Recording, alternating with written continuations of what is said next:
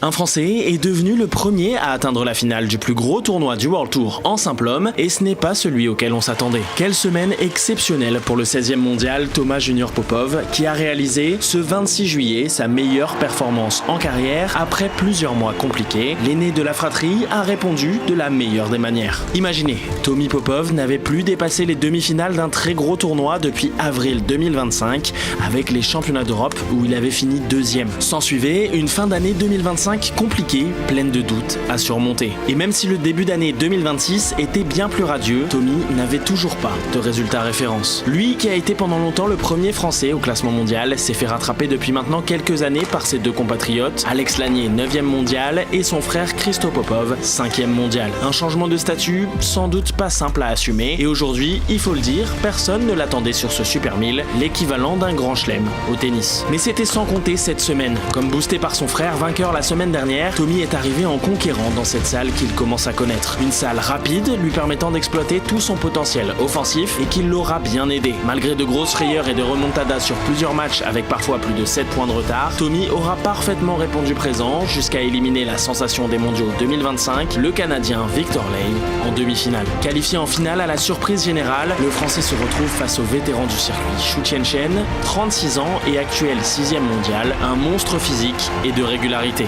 Et dans un match où il aura tout donné, le Phocéen ne parviendra pas à faire craquer tactiquement le Taïwanais, chirurgical, et ce malgré un deuxième set à sens unique pour le Français. Mais l'essentiel n'est pas là. Thomas Junior Popov tient aujourd'hui sa semaine de référence et continue d'écrire l'histoire du badminton français en devenant le premier à atteindre ce niveau sur une telle compétition comme un symbole.